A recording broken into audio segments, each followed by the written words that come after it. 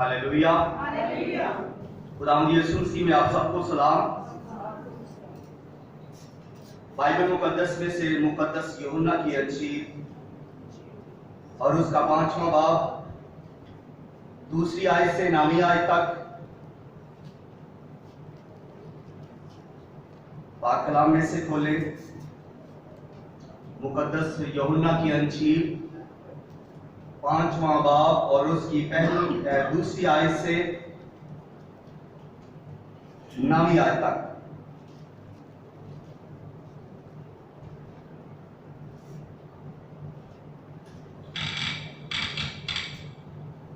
यरूशलेम में भीड़ दरवाजा के पास एक हाउस है जो इब्रानी में बैते हस्दा कहलाता है और उसके 5 बरामदे हैं।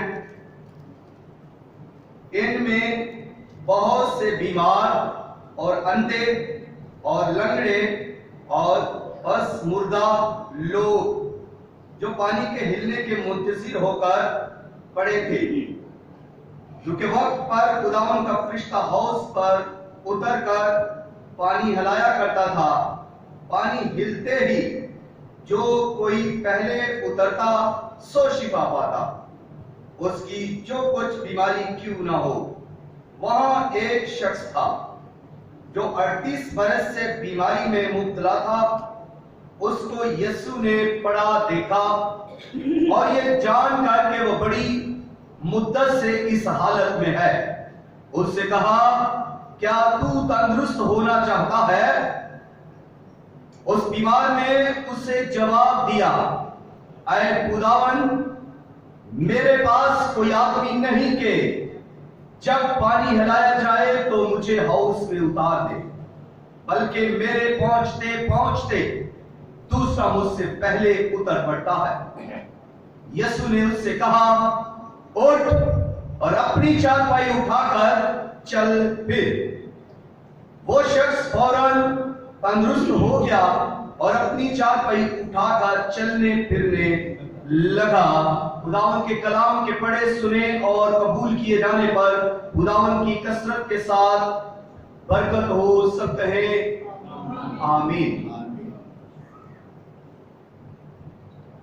आज का जो अनुमान है वो है आज का बहते हस्दा। आज का बहते हस्दा।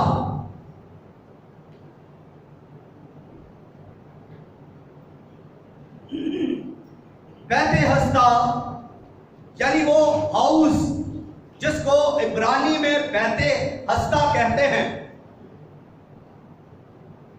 उसके पास 5 बरामदे थे और उन 5 बरामदों में बीमार लोग पड़े हुए थे, अंधे लोग पड़े हुए थे, लंगड़े लोग पड़े हुए थे और बस मुर्दा लोग पड़े हुए थे उन 5 बरामदों में। और ये 5 बरामदे शरीयत की 5 किताबों को प्रेजेंट करते हैं और इसके करीब ही एक हाउस है। हाउस जो है उसमें एक चीज है, वो बिल्डिंग है उसकी, जिसको 4 दुआरी है और दूसरी चीज उस हाउस के अंदर पानी भरा हुआ है और तीसरी चीज इसके अंदर यह है कि खुदावंद का फरिश्ता आसमान से उतरता और आकर वो पानी को हिलाता। यानी इस हाउस का एक मैनुअल सिस्टम है, इस हाउस की शर्त है, इस हाउस में पानी है, बिल्डिंग है, यानी मटेरियल है। और ये जो हाउस जिसका जिक्र किया गया है, जहां पर बीमार उतरते फरिश्ता हिलाता, ये हाउस सिर्फ शिफा देता है। और शर्त यह है कि जो कोई पहले उतरेगा वही शिफा पाएगा। उसकी जो कोई भी बीमारी हो, जैसी भी उसकी बीमारी हो, वो उससे शिफा पाएगा। यह है इस इसको कोई भी मर्द या औरत पानी को हिलाती नहीं है, बल्कि खुदावंद का फरिश्ता आकर इसके पानी को हिलाता है। इस हाउस के पास जैसा कि मैंने बताया कि बहुत सारे बीमार लोग पड़े हुए हैं, और खुदावंद यीशु मसीह जब वो खिदमत कर रहे हैं तो वो जगह जगह, गांव गांव, शहर शहर फिर रहे हैं और लोगों को क्या कर रहे हैं, आसमान की बादशाही की तालीम दे रहे हैं। और फिर खुदावंद यीशु मसीह बीमारों को शिफा देते हैं, अंधों को आंखें देते हैं, लंगड़ों को चलाते हैं, गूंगों को गवाही देते हैं, पैरों को काम देते हैं, मुर्दों को जिंदा करते हैं और बदरूगिस्ता को आजाद करते हैं, यहाँ तक के मुर्दों को भी जिंदा करते हैं। हालेलुया। खुदावंद यीशु मसीह जैसे ही इस हाउस के करीब पहुंचते हैं तो वहां पर एक शख्स 38 बरस से बीमार है। उसकी बीमारी की वजह से वो लाचार है, दुखी है, और उस बीमारी की वजह से जो इतनी तवील बीमारी हो चुकी है, 38 बरस गुजर चुके हैं। इस बीमारी में जब वो इतनी लंबी बीमारी हो गई है तो बीमारी बढ़ रही है, कम नहीं हो रही, और जब बीमारी बढ़ रही है तो बदन से बदबू भी बढ़ रही है, कमजोरी भी बढ़ रही है। लाचार होकर यह शख्स उस जगह पर पड़ा हुआ है, बीमारी की हालत में यह शख्स उस जगह पर पड़ा हुआ है।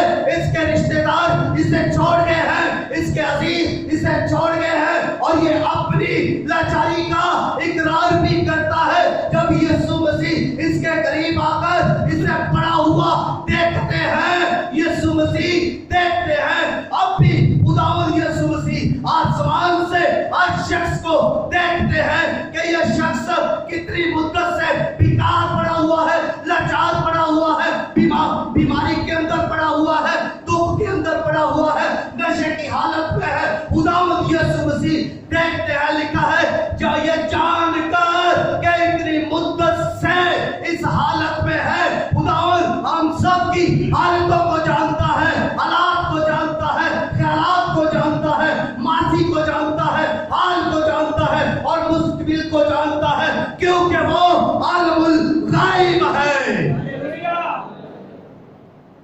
उसने उसे पड़ा हुआ देखा और ये जानकर के ये मुद्दत से इस हालत में है। फिर खुदावंद यीशु मसीह ने उससे पूछा, क्या तू तंदुरुस्त होना चाहता है? क्या तू तंदुरुस्त होना चाहता है? अब सारी सी बात है कि जो बीमार है वो शिफा चाहता है, जो 38 बरस से उस जगह पर बीमार पड़ा हुआ है और उसके पानी के हिलने का इंतजार करता है, तो इसीलिए कि वो शिफा पाना चाहता है। लेकिन खुदावंद यीशु मसीह ने उससे सवाल किया कि क्या तू तंदुरुस्त होना चाहता है? आज खुदावंद यीशु मसीह हमसे ये दरियाफ्त करना चाहते हैं, हमसे ये रिक्वायर करना चाहते हैं, पूछना चाहते हैं कि क्या हम उसके साथ चलना चाहते हैं, शिफा पाना चाहते हैं, निजात पाना चाहते हैं, रहाई पाना चाहते हैं?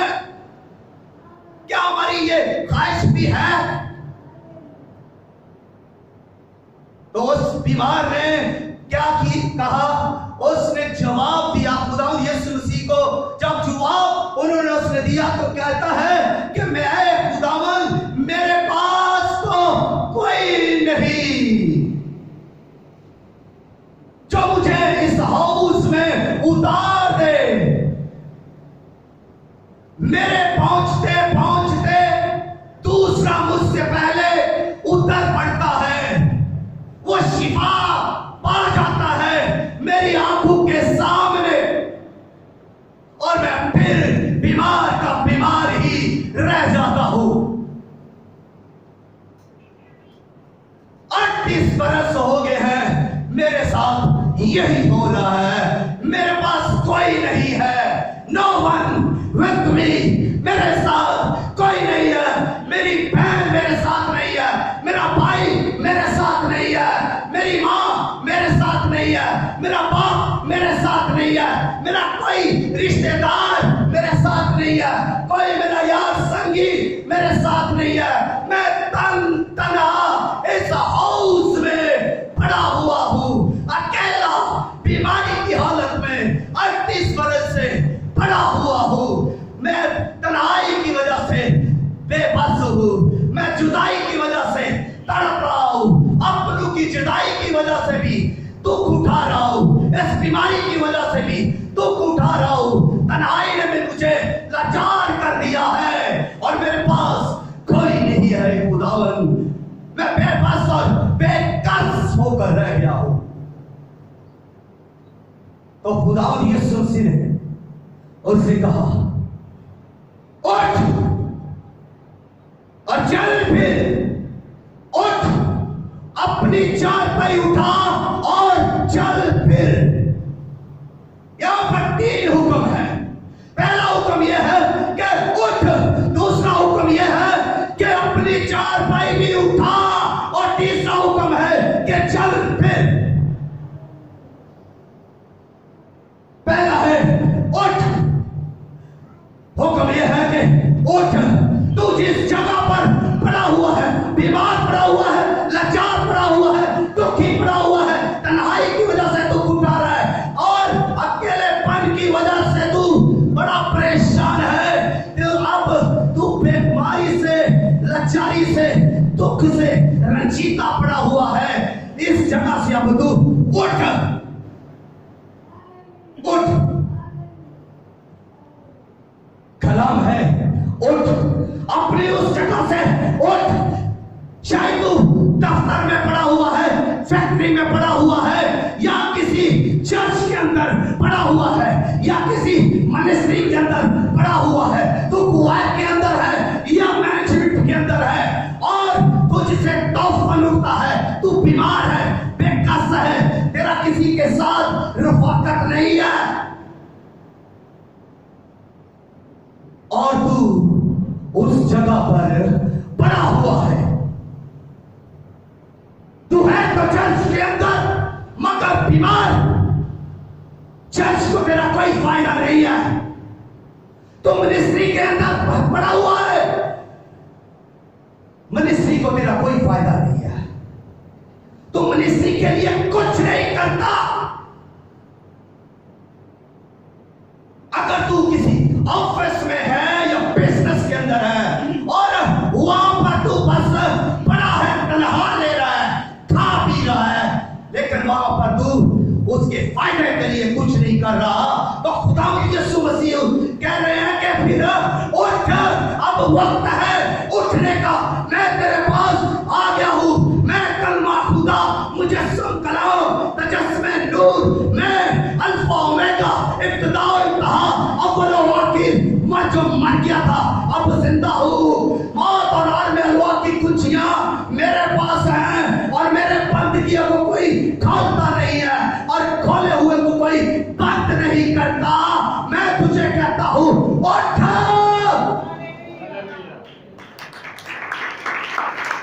पहला हुक्म है उठ, और जैसे ही उस शख्स ने ये हुक्म सुना, यीशु मसीह के मुंह से ये कलाम सादर हुआ, जैसे ये हुक्म यीशु मसीह के मुंह से निकलता है तो ये कलाम उसके बदन के अंदर सलाहियत करता है, उसके हड्डियों के अंदर ये कलाम सलाहियत करता है, उसके जख्मों को हील कर देता है, बीमारी का जोर तोड़कर उसे तंदुरुस्त कर देता है। और वो शख्स दूसरा काम क्या करता है, उस चारपाई को उठाता है। वो चारपाई क्या है, वो बिछौनी क्या है जिस पर वो पड़ा हुआ था? आपके ख्याल में क्या वो मंजी थी, चारपाई थी, बेड था, पलंग था जिस पर वो पड़ा हुआ था?